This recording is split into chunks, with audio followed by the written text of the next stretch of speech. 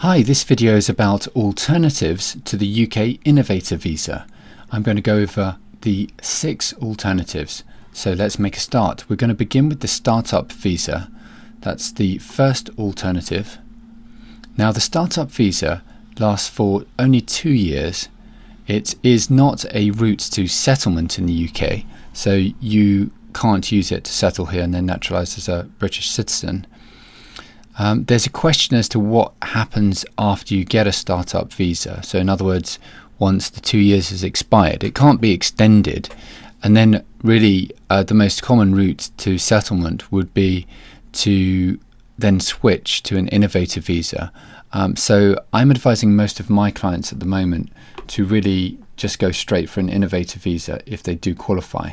I am Tom Bradford. I'm a lawyer in the UK, and I'd be very happy to assist you if you're looking at Innovator visas and looking at your alternatives. You can actually get in touch with me for a free consultation. Just drop me a WhatsApp or an email using the details below, in the description below. So let's just go back to my diagram. That's the first alternative to an Innovator visa. You can just apply for a startup visa. Now, the next alternative is exceptional talent or promise. Now, many of my clients are sometimes too modest to believe that they could qualify under this route, but many of them can. And I do have a number of exceptional talent applications on at the moment. Now, this gives you 3 years as a route to settlement. So that's for talent, and then promise. If you're of exceptional promise, then it's a 5-year lead-in. So in other words, an additional 2 years. So it's depending on how exceptional you are, if you like.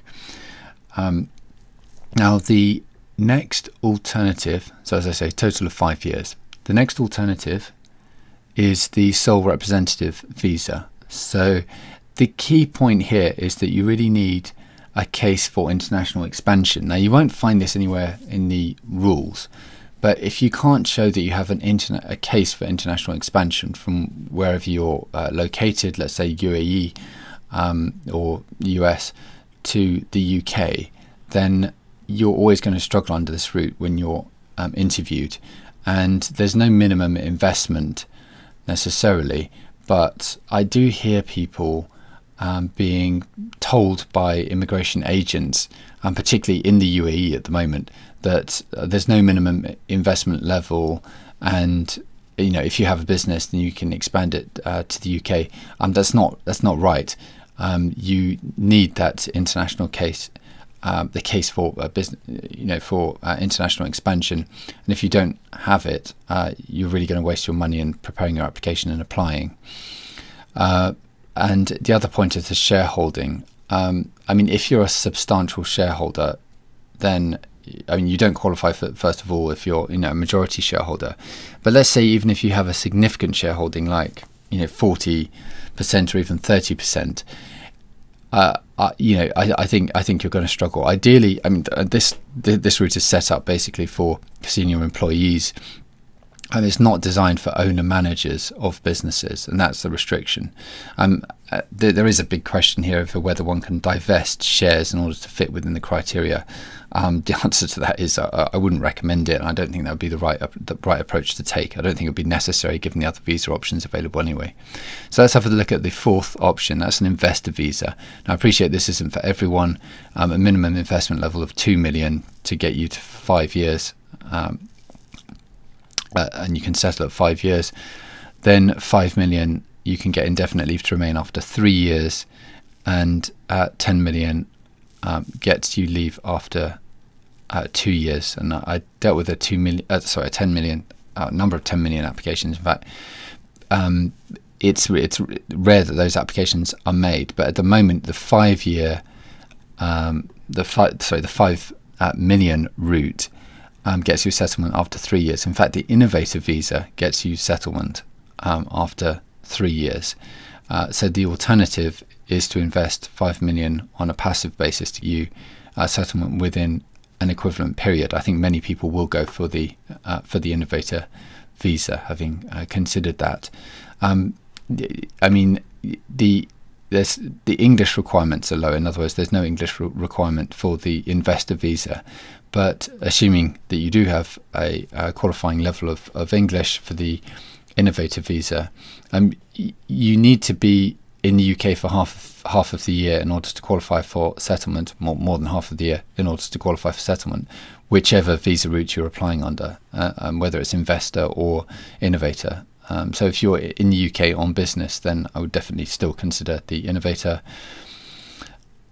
Then we have Tier 2 high earner. Now I put this in because it is an option for some people. It's not always applicable if you're setting up in the UK for the first time, but many multinationals will set up, and the CEO will come over as a high earner on 160,000. It's actually just under that